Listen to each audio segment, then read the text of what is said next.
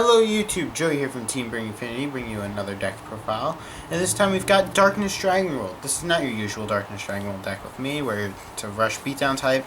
This is actually more of a field control type, and it exercises basically a lot of field control, a lot of presence building, and you're just trying to keep present, gain advantage through abilities like Special Strike and having them lack monsters. And you do a lot of killing left and right to gain advantage. So let's jump straight into it. The flag is obviously Darkness Dragonworld, since that's the deck we're playing. And our buddy is Death Dragon, Death Gaze Dragon.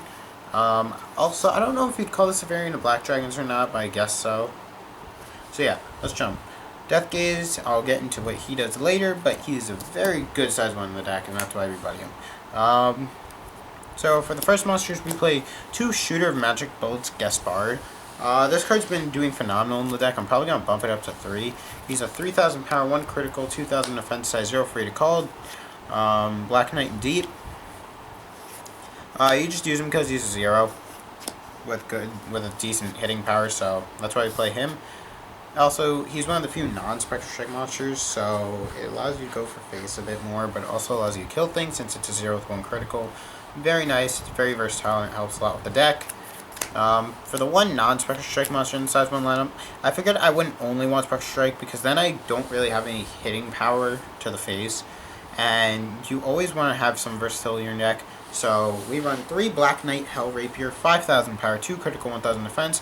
It's 1,000 Rapier clone, Black Knight and Deep again. I just use them for the 5k and the 2 crit. Very nice, can still hit things if need be, but also great at dealing damage. Your just standard 2 crit doesn't seem like much, but always is, and some people really underestimate it, so it's really nice to have that. Play 2 copies of Black Dragon Coldblade Dragon. This card's been doing pretty phenomenal in the deck, actually. 5,000 power, 1 critical, 1,000 defense, and he has a Spectral Strike of when it destroys a monster by battle, deal 1 damage to your opponent. So just being able to deal damage while killing things is really nice, and he has the 5,000 power, 1 critical, so if you kill something, 1 critical. If you hit for face, 1 critical. So it's very versatile.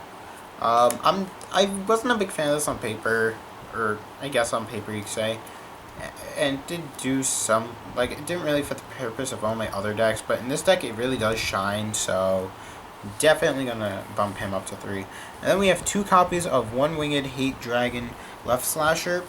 He is basically a Cold Blade for 1 gauge, but he also has the ability of a Thundermine when your opponent calls monsters to the left, deal damage. So, I mean, I'm not a big fan of this card. A lot of people will very easily outplay it, and that is the reason I don't really play this card in most of my decks, and I don't plan to. I think I'm going to take these out for a Gaspard and a Cold Blade. I'm not quite sure yet. There's still more testing and whatnot to be done, so, yeah. And then we go to our buddy, 4 copies of him.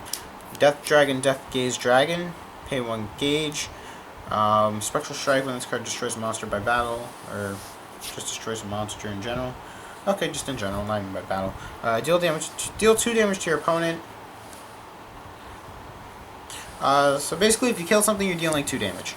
And that's very nice, because he has 6,000 power, and 6,000 hits a lot of things. And this does work through Soul Guard, so things like Ancient World don't really avoid it, which makes it very nice. So yeah, that's that. And just beating out damage helps a lot when you kill things. That's why I play Death Gaze. It's always been great in the deck, and he will continue to be good. So that's why we run him as a 4 of. Then we play 2 copies of Black Dragon Dividers. 6,000 power, 3 critical, 2,000 defense. Once again, we want some real hitting power to face and creatures. So the 6,000 power is good hitting, but 3 crit is also great to hitting face. And that's why we run him. These are probably going to be switched out for Death Wizards, considering the deck does have a tiny bit of gauge issues sometimes, so we do want the consistency.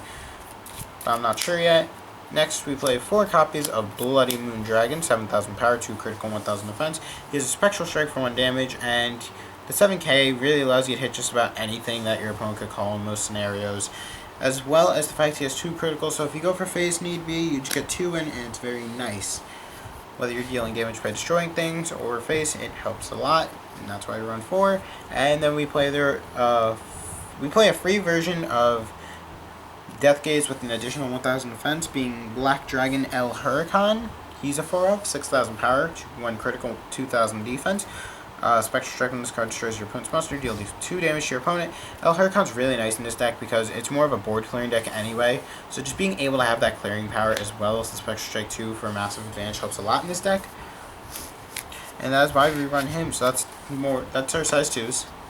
And then we play 2 copies of Divine Demon Slayer Amino Ahari, 8,000 power, 2 critical, 8,000 defense. He's Black Knight and Deep. He has a 2 gauge call cost, and he's double attack. So you use him for just basically a great wall as well as a great offense. It's a really great card in general, and it's hard for a lot of decks to hit it. So that's why we run that. For spells, we run 2 copies of Dark Energy. I'm not super defensive on my spell lineup, but you do want some defense. And if you're throwing Amino Ahari in center, this combo is great with it, as well as comboing great with your other Spectral Strikers. If they send like 6k beaters after them for whatever reason, just being able to remove it helps. It has a 1 gauge cast cost. You may use this card when a monster in your field will be destroyed, countered, nullify the destruction of the monster, and for the rest of the turn, the card gains double attack. And that's just why we run it, because, you know,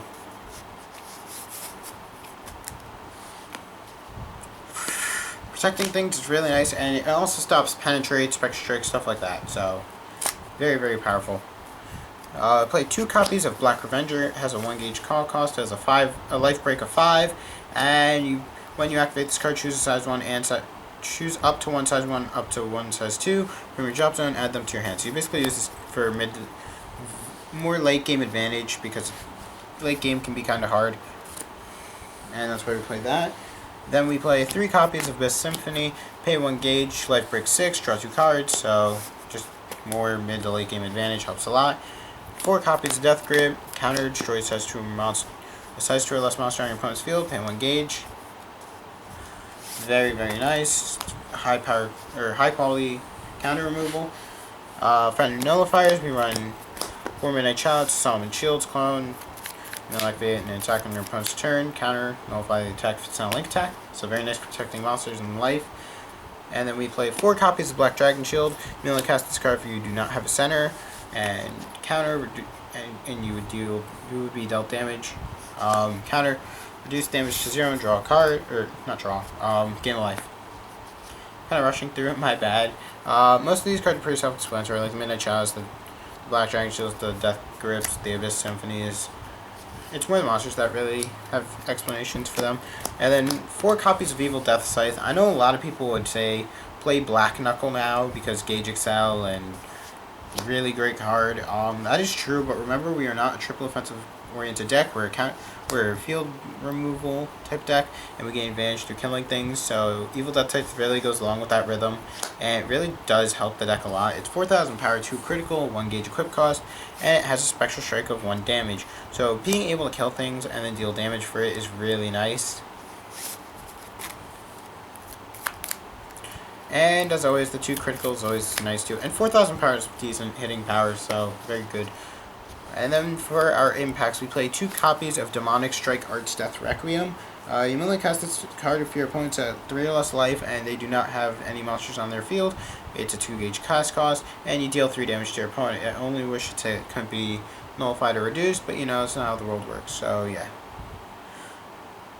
And even that, it's a nice end gamer.